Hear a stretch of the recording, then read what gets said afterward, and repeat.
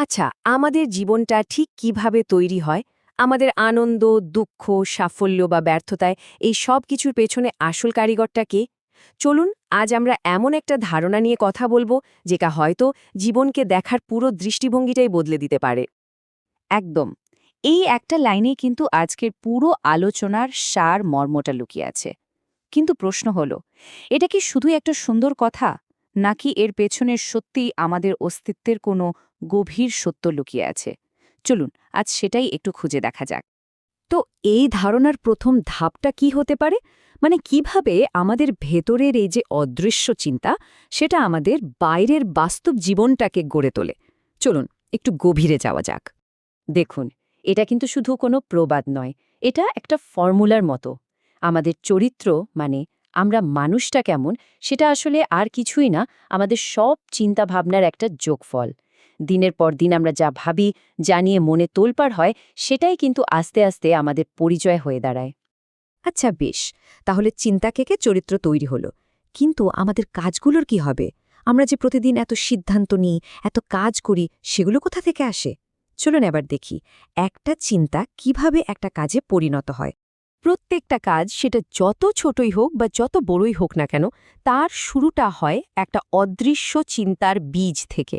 একবার ভেবে দেখুন তো, কোনো কাজ করার ঠিক আগে আমাদের মনে একটা ইচ্ছা বা একটা পরিকল্পনা আসে, তাই না?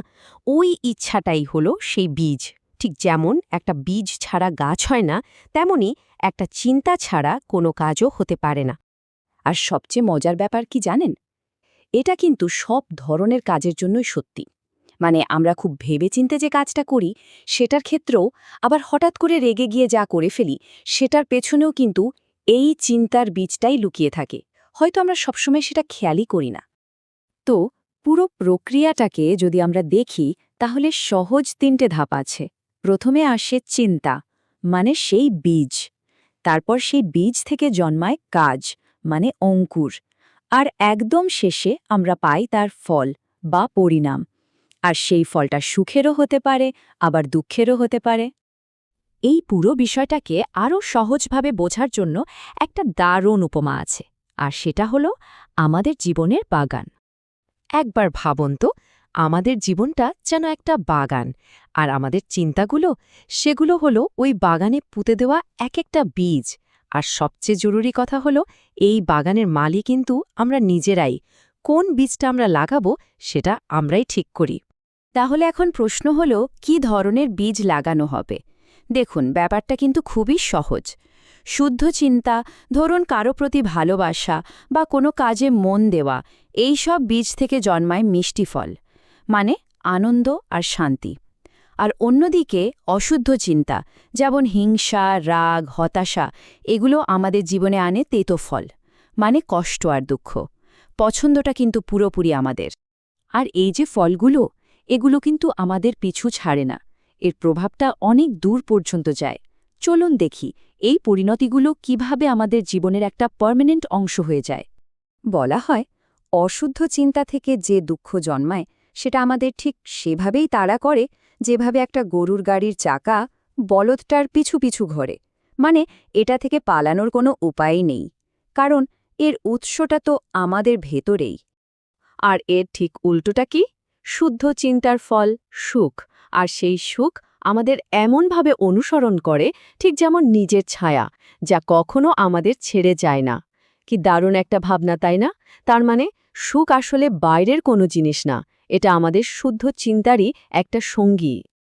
তো এত সব আলোচনার পর মূল কথাটা কি দাঁড়ালো? ব্যাপারটা হলো ক্ষমতা আর নিয়ন্ত্রণ, যা আমাদের নিজেদের হাতেই আছে। চলুন একদম শেষ পর্যায়ে গিয়ে পুরো বিষয়টা একবার গুছিয়ে নেওয়া যাক। তাহলে এই পুরো আলোচনা থেকে আমরা কয়েকটা খুব জরুরি জিনিস বুঝতে পারলাম। ১. আমাদের চিন্তাই আমাদের চরিত্র তৈরি করে। ২. প্রত্যেকটা কাজের শুরু হয় একটা চিন্তার বীজ থেকে। ৩. আমরাই আমাদের নিজেদের জীবনের মালিক। আর ৪. আমাদের চিন্তার কোয়ালিটিই কিন্তু আমাদের জীবনের কোয়ালিটি ঠিক করে দেয়। সুতরাং শেষ কথা হলো এটাই, আমরা প্রত্যেকেই নিজের বাস্তবতার আর্কিটেক্ট বা স্থপতি। আমাদের জীবনটা কোনো অ্যাক্সিডেন্ট নয়, বরং এটা আমাদের নিজেদেরই একটার পর একটা চিন্তা দিয়ে যত্ন করে বানানো একটা স্থাপত্য। এই আলোচনা শেষ করার আগে তাই একটা প্রশ্ন থেকে যায়। যখন এটা পরিষ্কার যে প্রত্যেকেই তার নিজের জীবনের বাগানের মালি, তখন প্রশ্নটা হলো আজকের দিনে কোন বীজটা রোপণ করা হবে, কারণ সেই উত্তরটাই হয়তো আমাদের ভবিষ্যৎটা ঠিক করে দেবে।